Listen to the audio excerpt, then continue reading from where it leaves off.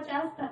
खरं तर आजपर्यंत तुम्हाला मी खूप त्रास दिलाय, खूप काही बोलले असेल रागात, पण त्या सगळ्यासाठी आज मी सगळ्यांसमोर तुमची माफी मागते।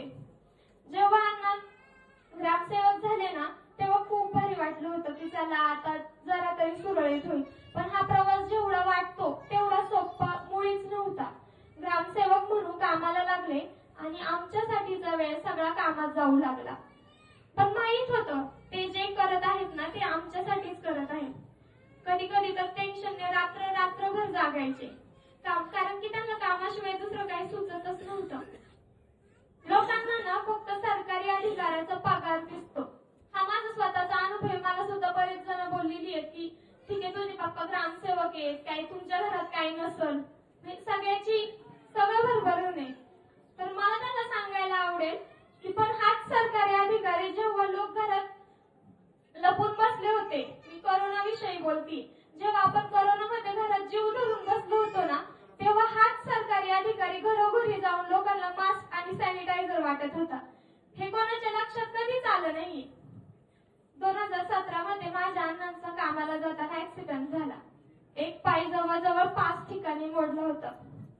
पण त्यावेळेस सगळ्यात जास्त आंबेगाव तालुक्यातील ग्रामसेवक संघटनेने खूप मदत केली आणि ते असं पण बोलले होते की इतर कोणी असतं तर कदाचित आम्ही हे केलं नसतं, पण तुम्हाला आपोआप मदत करू वाटली। हे ऐकून वाटलं की बस माझ्या बापाने आयुष्यात काही कमवू अथवा न कमवू, पैशाची श्रीमंती नसेल आमच्याकडे, पण जीवाला जीव देणारी खूप माणसं त्यांनी कमवली आहेत।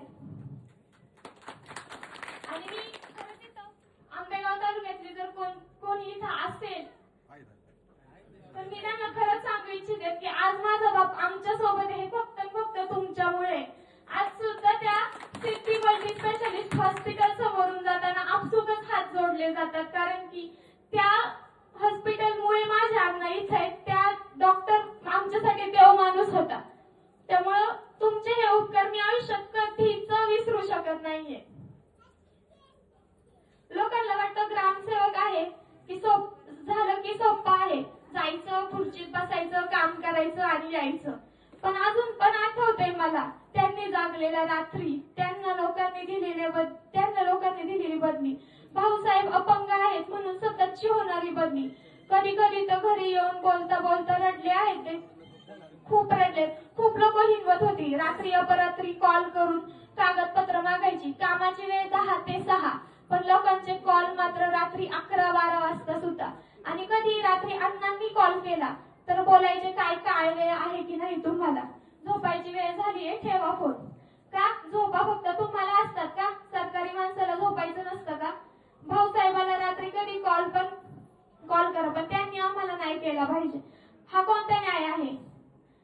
असा नियम आहे की सरकारी अधिकाऱ्याचे घर ग्रामपंचायत पासून एवढ्या अंतरावर असावं। खरं तर मला नक्की एक्झॅक्ट अंतर नाही माहिती, पण असंच आम्ही सुद्धा एका गावामध्ये एका ठराविक अंतरावर रूम भाड्याने घेऊन राहत होतो।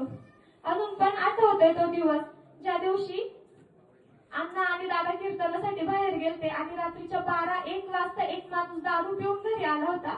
भाऊसाहेब कुठे आहेत, उतारा हवा आहे। ती परिस्थिती मी आणि माझ्या आईने कशी हँडल केली ती आम्हालाच माहिती। खरं तर आता असं वाटत आहे की झालं आता शेवट माझा झाला, मग माझ्या पण या दमलेल्या बापाला जरासा आराम भेटेल।